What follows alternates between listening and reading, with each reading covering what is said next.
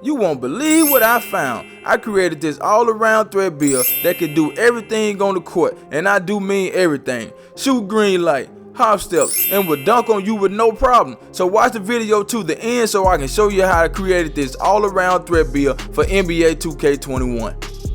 Before I go any further, make sure you hit that subscribe button and turn on that bell notification so you will be notified when I make these 5 videos. Put the build at point guard, make the build right-handed. I chose number 27 because that's my wife's birthday, so that's why I always choose number 27. Moving right along to the skill breakdown, 2K gave us some extra pie charts this year, but they're pretty much the same, so make sure you pick the same pie chart that I pick in the video, because if you pick the other one, I don't know what name you would get, I don't know how the stats will be, but make sure you pick the pie chart that I pick. Only because we are doing the demo, I'm going to pick the first pie chart for the physical profile because it gives me the most speed. Check this out. This year, I wanted to make the most balanced build that I could. So when I came across this build, I said, man, I'm going to make everything balanced. I'm going to try to get at least 16 badges on everything except defense. Of course, you're not going to get 16 defensive badges and you're not a defender. So what I did was make sure I got at least 6 defensive badges. That's right, 6 defensive badges. I wanted clamps on goal and intimidate on goal. So that's why I want 6. That's the minimum for me. And what I did was I went to the shooting because that's the most important thing for me when I make a build. I want to be able to shoot.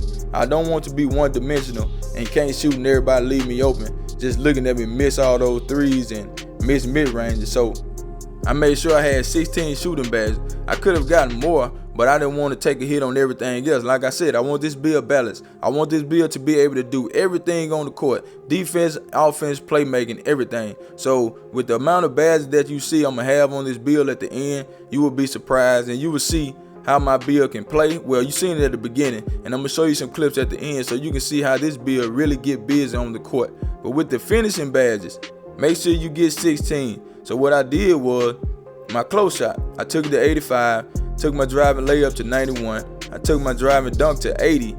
Don't worry about that driving dunk, it's on 80 right now. But trust me, when I say you will get contact dunks, watch it to that part of the video, you'll see you get contact dunk. And I put my standard dunk on 40. And I went to a playmaking. So with the playmaking, I wanted to get 16, but I couldn't get 16. So I made sure I got at least 15. I maxed out pass accuracy, maxed out ball handling, and took my post move to 44. And as you can see on the screen now, I'm just going back trying to see what I can change and see if I can add more badges to each category, but I couldn't. I had gotten everything, and as you can see, 16 finishing, 16 shooting, 15 playmaking, and 6 defense. I think that's a balanced build, and this build can do everything like I said. This build is for my nephew DJ, aka Savvy Live. I created this build for you, DJ, so make sure you create this build this year, and I promise you will be great on the game. Just stick with it and you will be great on the game this year. Moving right along to the height. 6'5" is a great height for this build. You get great stats, but I chose 6'6" because I had an all-around thread build last year that was 6'6", and he was a beast on the court. Moving right along to the weight. The weight is triggered this year, so make sure you choose the right weight. I took my weight down to 181 pounds, and that changed my speed a little bit, so that added something to my speed. Moving right along to the arm length. The arm length for this build will set it apart from any other build. What you want to do is take your arms to 87. That's right, 87. As you can see now, you get a plus on your driving dunk. That will give you an 84, which means you get contact dunks if it's still the same. And you still have a great three-point shot, and you still can dribble and play good defense with long arms. I just love it when the plan comes together. Anytime you can get 4 choices for a takeover, that means you created a demigod. But I chose the slash and takeover. You can choose whatever takeover you want to choose. Even though this is only the demo, I feel real good about 2K21, and I'm trying to take this channel to new heights this year, so make sure y'all support the movement. It says slasher right there, but trust me, this is an all-around thread build. It can do everything on the court that you need it to do. Playmaking, finishing, shooting, and play a little defense. So you can't tell me that this build don't do everything on the court.